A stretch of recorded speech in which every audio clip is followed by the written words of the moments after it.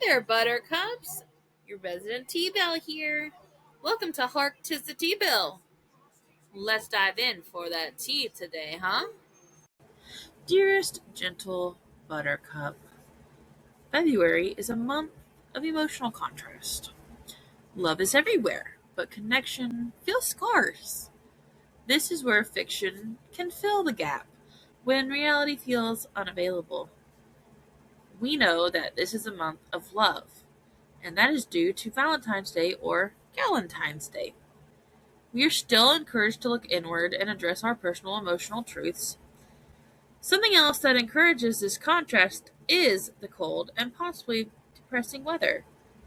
And it has come to this author's attention that society may swoon over snow's fleeting beauty and praise for its so-called charm, but it serves only to disrupt schedules, test tempers, and render daily life entirely unbearable. One cannot help but wonder how something so quiet can cause so much chaos. A most unwelcome guest, indeed. Snow simply pretends at elegance. One is not fooled.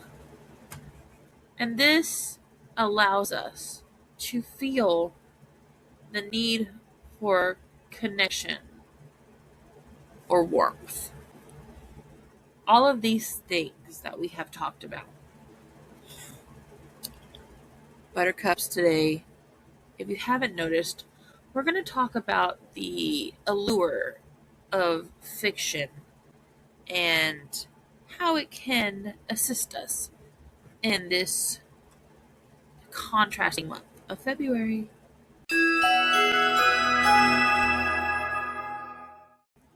These feelings can lead to something called seasonal affective disorder, or SAD. Let's dive into this a little to help make it make sense, right? This is a type of depression with a seasonal pattern causing symptoms like sadness, low energy, sleep problems, and changes in appetite. Now, typically this starts in the fall or the winter and improves in the spring or summer. Some additional symptoms are feelings of hopelessness, pessimism, or worthlessness, irritability, frustration, or restlessness, loss of interest or pleasure in activities you once enjoyed, feeling slowed down or fatigue, carb cravings and weight gain, difficulty concentrating or making decisions. Now, there are some causes and risk factors that, we can talk about. The reduction of sunlight, which occurs in the fall or winter. Less light can disrupt your body's internal clock, which affects your mood and sleep. The farther you live from the equator, where daylight hours are shorter in the winter. You could have a family history of depression, bipolar disorder, or SAD, which can increase your risk. Younger adults face a higher risk versus like older people. It can also affect women more. There are differences between depression and SAD, though. SAD is a type of depression which has predictable dates. It is easier to predict SAD, which may have a trigger that is more easily identified. And SAD usually presents with oversleeping. Now that we know the risks, the causes, all that good stuff, what are some ways to combat SAD and seasonal depression in general? Well, get outside and into the sunlight. Even if it's overcast, nature does seem to be effective. Light therapy can be another option as sunlight is limited. So, light therapy boxes emit 10,000 lux to mimic natural sunlight. Using one for 20 to 30 minutes a day to stimulate the production of serotonin can help. It's effective, but important to complement it with other treatments. Look into vitamins. You may want to try taking vitamin D supplements, which can lessen the effects of depression and SAD. This can also complement the light therapy we just talked about. Another supplement suggested would be omega-3 fatty acids, which support brain health. You can also include a multivitamin. Get your rhythm going. Even those who like exercising may struggle in the winter months. The weather may limit motivation. So find an indoor workout routine that works for you. You can find that suits you in length, whether it's a shorter or longer workout, okay? Just go figure out what you need. Are you hanging out with your family or friends, or are you isolating yourself? Sometimes it's hard to have the desire to hang out when you feel this way. You don't want to take this on others. Your social battery isn't lasting as long. Try talking to people you trust and confide in them. Whether this is done by phone call or in person, do what's best for you. Whether you can include a text message, even in that. If you feel your social battery is low, give yourself limits on your attendance at social gatherings, but at least you're making the attempt. If you find yourself overwhelmed, search for some self-soothing measures you can take. Maybe a therapist slash combination medication combo would work for you, right? This is not for everybody. This is just an option. Therapy can be a fundamental treatment here. This can assist with the psychological effects you are feeling. You can confront your issues with someone who is trained to help you. They may help you figure out why and a way to regulate your emotions. Now, medication isn't always a necessity, but in some cases, it can be an ally in this journey. So, when you think about SAD, it's nothing to be ashamed about, nothing to look down on. It happens to the best of us. Just do your best, and we go from there, right?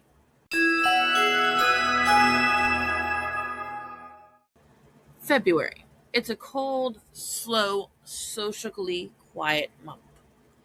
It gives us post holiday emotional drops, okay? It is a month obsessed with romance, but short on tenderness. Why is loneliness more noticeable now than other months? That could be because Valentine's Day falls smack dab in the middle of the month. And what is so wrong with Valentine's Day? It amplifies its absence. How? The popularity for this holiday makes us feel that we are failing if we are not celebrating in a way that society deems appropriate or acceptable. So many people will run out and buy expensive gifts to give their Valentine's dates, whether it's a long term partner or someone new to impress them. On top of that, it is expected that an expensive dinner is included on this, top of this, right? So you get the expensive gifts, the expensive dinner. What if you do not have the funds to provide such a lavish one night experience? Many want this intimacy, but don't have the energy to chase it. It's easy for some people to contact someone and get a date on the one night that it seems we must have a date. What about those who choose not to date? What about those who don't have the luck of the draw? People use this holiday as a way to measure others and themselves to a standard that isn't fair at all. You should not judge a fish on its ability to climb a tree. We should not show our significant others or the people we care about that we only go down this road of effort one night a year. Just saying. Ideally, February is a great time cultivating emotional resilience and self compassion. Give yourself grace as you focus on personal, mental, and physical health for the season ahead. This leads me to another point that I think we can all relate to. Why do fictional characters, be it women or men, have such an allure, especially in the month of February? Well, let's find out.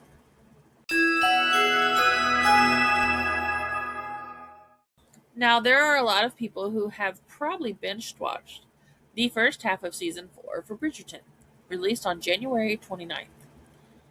Not only have I binged the first half of the season, but I received a book that made me think. And you know I love my rabbit holes.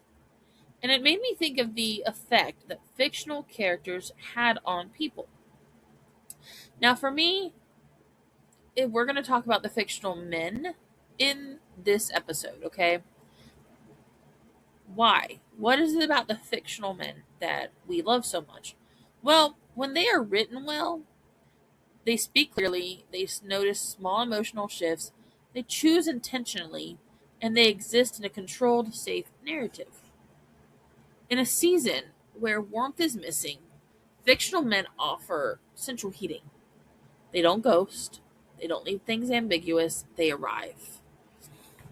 Now, before I talk about the Bridgerton men, I have to talk about one fictional man that so many people can probably relate to and probably have a love-hate relationship with, okay?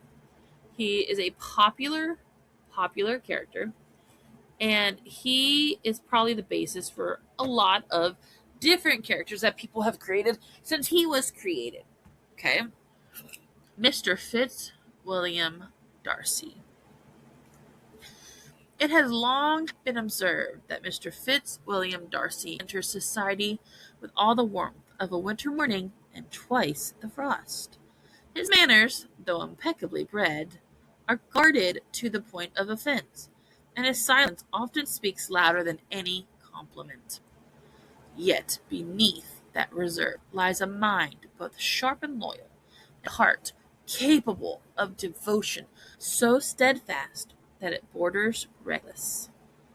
Mr. Darcy does not court admiration, he resists it, and somehow that resistance proves to be his greatest allure. He is a man undone by the feeling that he dare not reveal. His silence is not indifference, but restraint. His distance, not coldness, but longing carefully mastered. He watches more than he speaks, loves more than he cares to admit, and carries devotion as though it is a burden and a blessing. When his regard is known, it arrives not in grand display, but in constancy, steadfast, consuming, utterly consuming, and sincere. One suspects that being loved by such a man is to be chosen every day in thought, in heart, and in action. Whew.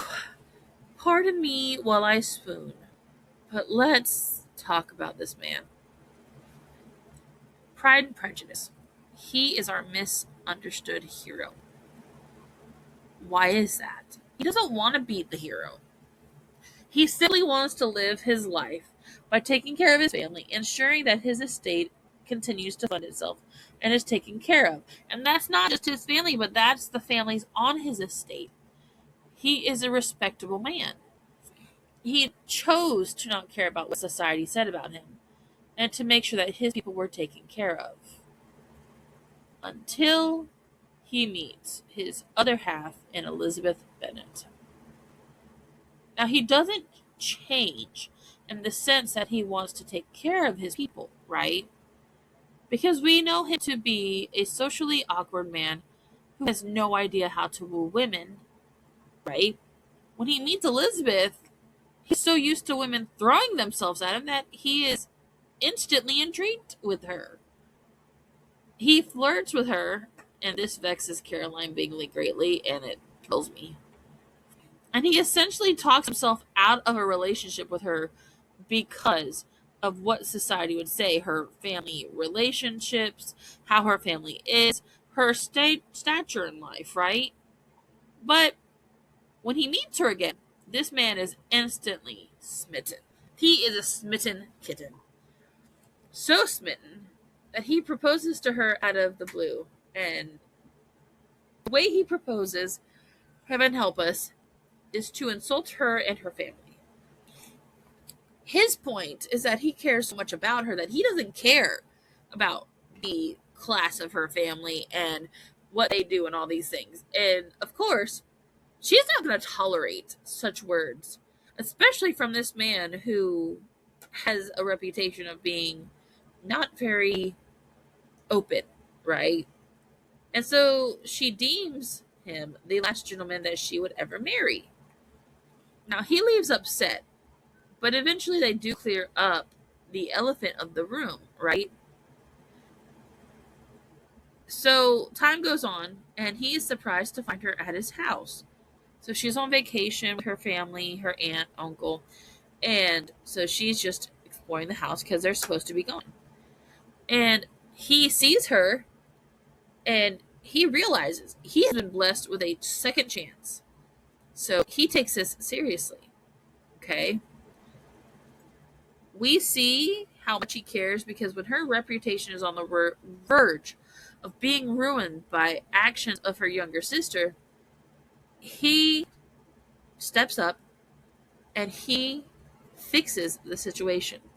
This is his strength. He's a fixer.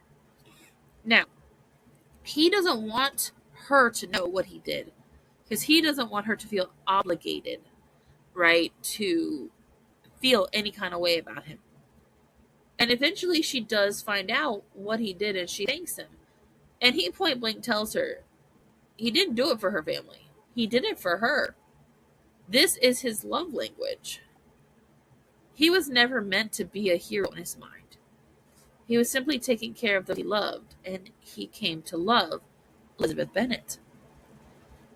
The reason so many people fall in love with this character, this man, is because he would go to the ends of the earth for those he loved. Society be damned. This is why Mr. Darcy is the quintessential person that everybody looks to. He wasn't a prideful person. He was a man looked at for only his wealth and seen for what he could provide. He was not seen for who he was, and who he was a good man.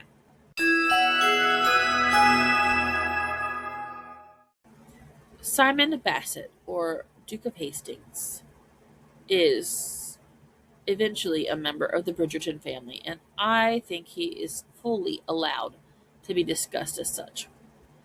He is played by the very handsome Mr. Page. This handsome actor possesses the ability to command a room without raising his voice. His presence is felt before he is ever seen. It embodies an arresting calm, a guarded intensity, a restraint so deliberate it borders on performance. His charm is not loud, nor carelessly gifted. It is measured, intentional, and devastating in its effect. One finds his silence speaks of his longing, his stillness of self-control, and his gaze of emotions held just beneath the surface, waiting, aching, and entirely unavoidable. There's something profoundly dangerous about a man who feels so deeply and yet refuses to indulge. Mr. Page carries longing as though it were a secret vow, and when the emotion finally breaks through his carefully held composure, it does so with breathtaking force. I can only conclude that such restraint makes this devotion all the more irresistible. Simon Basset.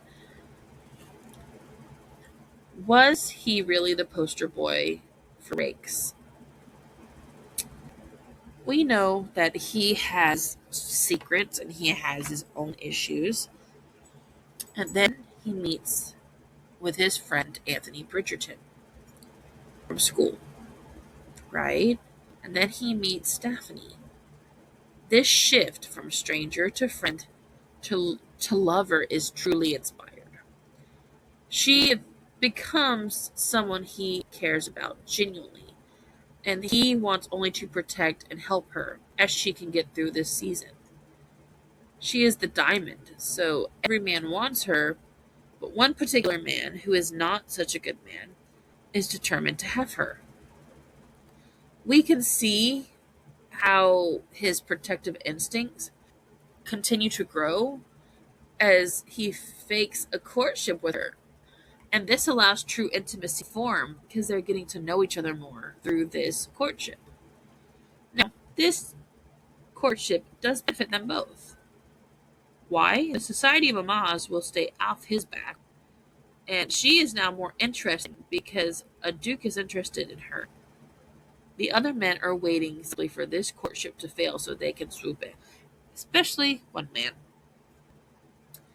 Now, the changes are evident in both of them. They just refuse to see it because their friendship is allowing amazing things for them to have. She is a safe space where he can be human and not simply Duke of Hastings. She is learning about this side of him, and he is trying to hide it from the time. Now, through everything they go through, they do have chemistry, right? And the one thing he hides very well from everybody comes out. And this does affect their marriage greatly. He has to make a choice, and he has to make the right choice. He makes a decision. He's going to stick to his original decision. And he's trying to stick to it. He really is. And he has come to truly love Daphne. So he is watching how it affects her. And eventually he learns that his love for Daphne is more important than any oath that he has made to his dying father. If he merely said that he loved Daphne, it wouldn't be enough, not for everything they have been through. And the oath that he has causes a lot of guilt because of the way it affects their life and everything that they had been through. So we're going to set the scene.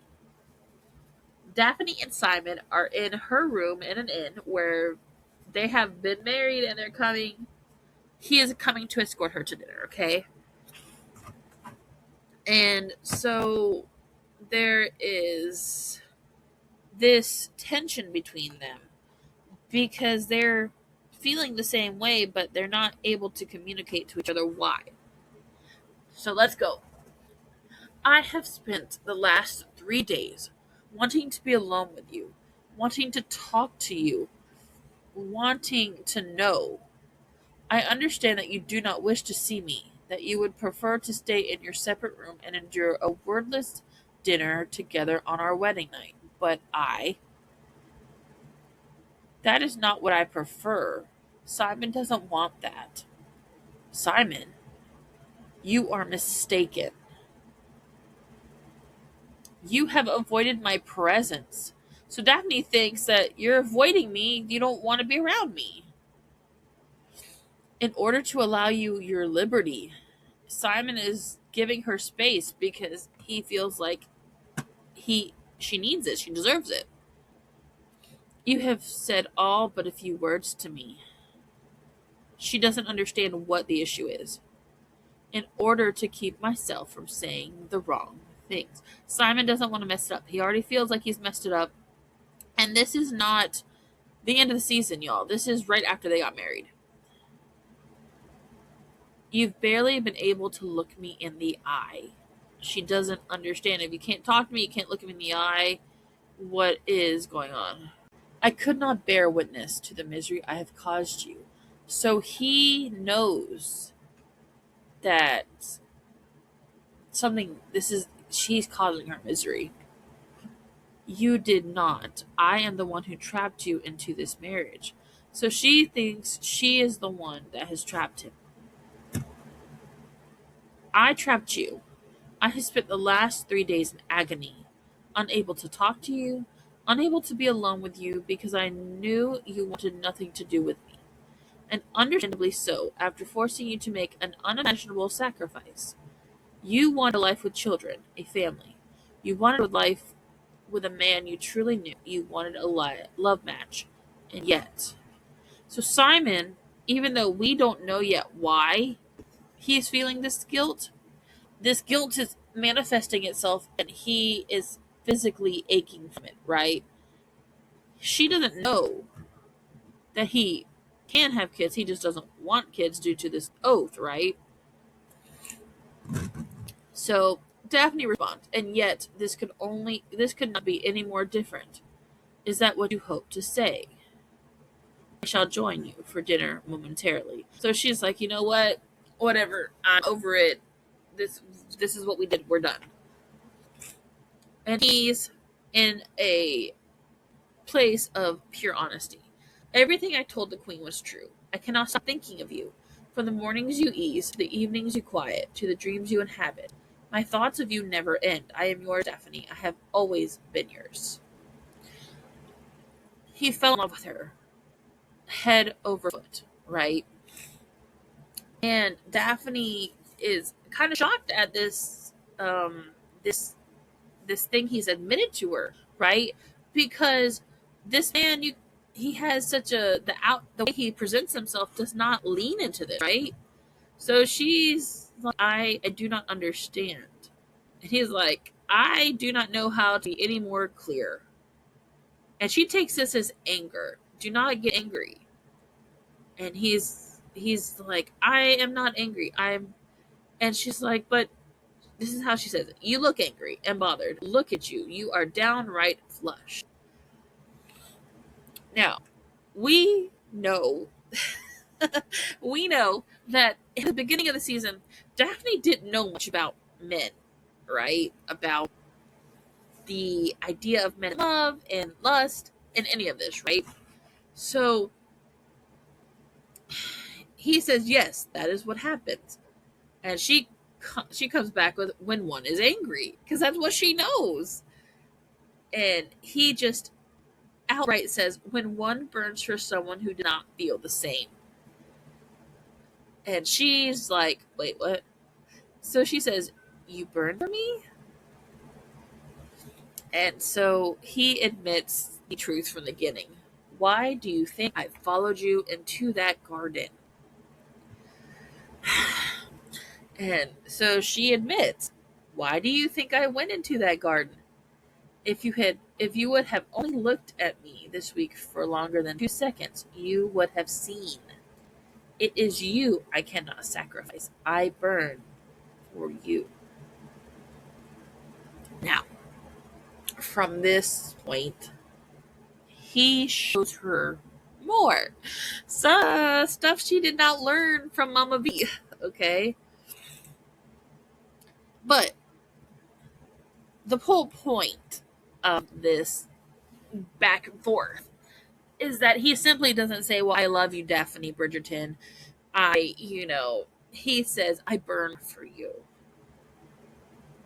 From the moment you wake up to everything you do, you never leave my mind. And so the fact is that this man is simply tormented by the thoughts of everything that this woman could provide to him. And that's the thing. Now their marriage does almost implode, we'll be honest, because there is deception in there that Daphne, again, with little knowledge of men, it makes it easier for Simon, right? But the fact is that they do end up in a decent marriage, right? And they're happy. Now, why don't we see Simon in seasons 2 to 4?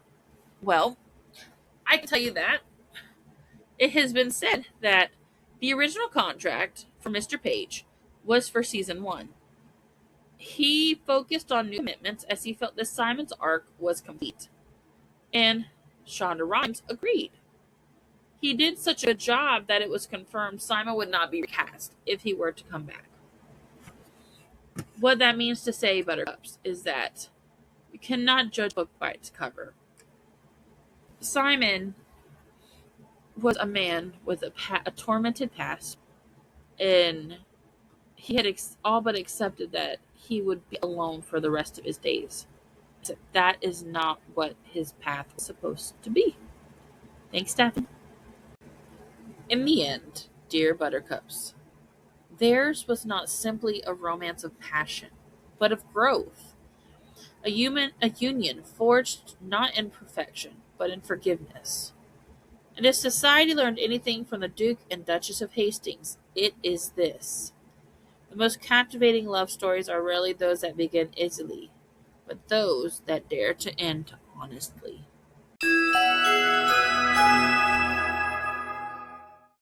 The oldest Bridgerton. Anthony Bridgerton is played by the extremely handsome and talented Jonathan Bailey. I'm going to give you a moment to swoon. Okay. It would be a grave oversight not to note Mr. Jonathan Bailey, the gentleman who so convincingly embodies our dear Viscount Anthony Bridgerton. Possessed of a most expressive gaze and a presence that commands every room he enters, he delivers intensity with such precision that one might suspect it is entirely effortless. His charm, though carefully restrained, lingers for longer than propriety would suggest, and when paired with wit, vulnerability, and undeniable confidence, it becomes positively dangerous. Okay, take a deep breath.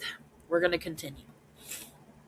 In season 1, our dear Viscount isn't quite ready to marry just yet, and Mama V is really more concerned with Daphne and then consequently Simon. Season 2 is his season, and it shows us the more serious side of Anthony Bridgerton. What do we know about Anthony Bridgerton? He is a man with whom mental stimulation is a requirement. If there was ever a man determined to shoulder the weight of the world and call it duty, it would be our Viscount. A figure cut from the sharp lines of life and even sharper resolve. The battlefield he faces is the taunt, and he does so with a brow that is forever furrowed and a jaw set in the most dangerous of expressions. Not peace, but restraint. Let us not be fooled by the armor of duty he wears proudly, for beneath his rigid posture and commanding gaze lies a heart also at war with itself. Life, buttercups, is a two-sided coin, and if our Viscount feels this deeply about his duty, then it can be reasoned that he hides the other side of the coin, passion caged behind propriety and longing muffled by honor. If his control falters for even a moment, it's as if lightning has struck, leaving all in his presence breathless and undone. This man loves as fiercely as he leads, and he needs a partner who has that quality. He aches while standing tall, and would rather set his happiness ablaze than allow those he loves to feel a single chill. One wonders what chaos would be unleashed if such a man allowed himself to want and dream of a future with a true love match. Luckily, we don't have to guess, buttercups. Season 1 gives us carefree, slightly less duty-bound Anthony. Season 2, he steps up and intends to ensure that his family is taken care of. The only way for that is for him to marry. Mavi takes this decision in stride and announces gleefully to the mamas of the ton of his resolve. We know that he wants specific traits for a wife, and none of those traits coincide with a love match. He is absolutely terrified of the sad half of the match, but can one blame him? He saw his parents' true love match. He saw how much they loved each other, that his mother was almost destroyed when his father died of a bee sting. This is why bees are such a trigger for him. We see sparks fly when he encounters Kate Sharma, his future wife, in the park one morning. At that time, he only sees a hooded figure when they begin to race. But once she lowers that hood, intrigue is all but felt. This is the kind of woman that he needs. But alas, the wife he wants is the complete opposite. Now, this is when he enters into a fierce internal battle within himself, heart versus brain. And it all comes to a head when he is in the middle of the ceremony with the younger Miss Sharma, Edwina, when those sparks essentially start a fire. Now, they go through a lot, okay? And in this whole journey, they are really trying to protect their families, which is, they're very much alike, but they do bend in ways the other does not. And at the end of the season, okay, this is where Anthony seeks Kate out. He finds her in the garden, and she is wearing a gorgeous, bedazzled orange gown. And he simply says, "Are you still planning to leave for India?" And as matter of fact as she can, because I do think she doesn't want to go, but she's going for the sake of her family due to everything that's happened. "I have my sister's blessing as well as my mother's, and the queen herself has apparently saved our families from utter ruin." And he says the next thing as a fact, "You love your family dearly." And so she says, just as a matter of fact, back to him, "As much as you love yours." Now, he knows that she's leaving. He knows that he has to get this off of his chest now. So he does. "I was fearful of losing you. It is why I could not visit you after your accident. I could not bring myself to. I love you. I have loved you from the moment we raced each other in that park. I have loved you at every dance, on every walk, every time we have been together, and every time we have been apart. You do not have to accept it. You do not have to embrace it, or even allow it. Knowing you, you will probably not. But you must know it. In your heart, you must feel it because I do." Now, this is when he puts his hand over his heart and says, "I love you." Now, Kate is so used to being the outsider, somebody who is not deserving of such love. She doesn't, she's on new ground. She's on new footing. "I do not know what to say." And he's just like, "Okay, I mean, I'm not telling you to stay. I'm telling you because I need it off my chest and you need to know." He goes, "You do not need to say a thing." And in this moment, she does soften in her resolve. She accepts what he has said. And she says, and it torments us all, I'm going to be honest, "I do not think there's anything else to say other than I love you too." The way she says that second half of that statement is that she wanted him to fight for her all along. And he did that. And he looks at her probably very thrilled and probably very thankful she has said what she just said. "I want a life that suits us both. I know I am imperfect. But I will humble myself before you because I cannot imagine my life without you. And that is why I wish to marry you." Now, he knows this is why he has to say that. Why? Because all that chemistry, all that spark came to fruition, and they did something that you just did not do in the Regency era, and they consummated their relationship, right? So, and in that time, you would marry somebody because of that. And so she just looks at him, and matter of fact, "Kate, we love her for this. You do know there will never be a day where you do not vex me." She says this while she's smiling. And Anthony's pretty much, he has accepted she has said yes. And he goes, "Is that a promise?" Now the fireworks are exploding above them, and she just looks at him in this way that says she's home. Yes, it is a promise. And so at that time, you can see he's glowing with happiness. He's just, things have gone his way. They're where they want to be. "Well then, the two of us are finally seeing eye to eye on something," he says. Now, this moment, this encounter has been coming. We know they've had moments, and everybody else has been questioning those feelings that they have. And this moment is absolutely exquisite. This is their defining moment. And you can see that the yearning and the hunger for each other as they stand in that garden. They're the appropriate feet apart. They're not doing anything wrong, but they want to be closer. They want to be chosen for who they are and not for what they can provide. And she wants to be chosen because she's always been overlooked as being part of the being a clerk's daughter. She clearly doesn't want to go. And this is why she's like, well, I have blessings. The queen fixed it. I'm just going to go to save my family's reputation. And she wanted to fight. He gave that fight. He gave her exactly what she needed. And you can see that relief on her face. She's like, yes, yes.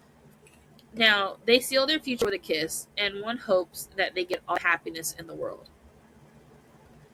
But the Viscount represents something so much more than a great lord of the time. He is a man who was humbled by his love for a woman that so many looked over. She is beautiful, absolutely stunning. But due to her status, men did not consider her wife material. So many people feel overlooked for some reason. And the idea that this man knew she was something important in the first moments of their meeting, even though he went through the process of trying to do the respectable thing, this is why he's so tantalizing. Because he literally saw Kate Sharma, knew she was something amazing, but wanted to do what the society and the ton wanted to do. This is why he is so tantalizing. I mean, and it does help that they picked an actor who brought him to life with such quality, such dedication, such amazingness. We choose to look at the lives of our beloved fictional characters to provide us comfort. This satisfies our need for intimacy without risk, the need to be chosen, the need to be seen. These fictional characters, they don't fix the loneliness we might feel. They make it quieter with each page you flip, with each movie you watch, with each episode you press play on. And sometimes it's just enough to get through the dreary month of February.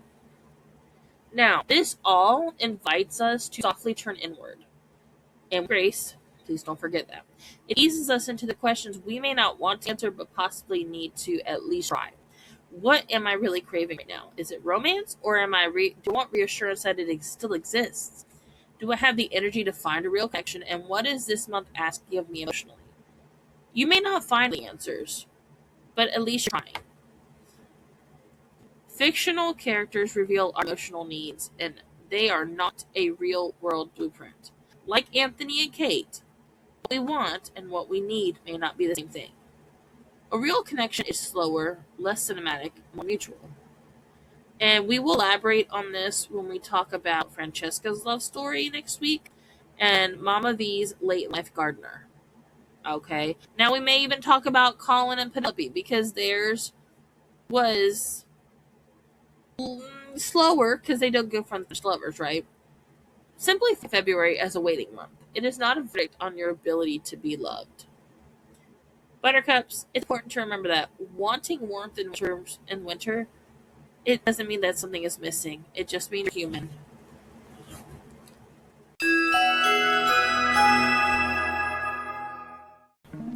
Buttercups, I thank you for listening and for being a part of this journey with me.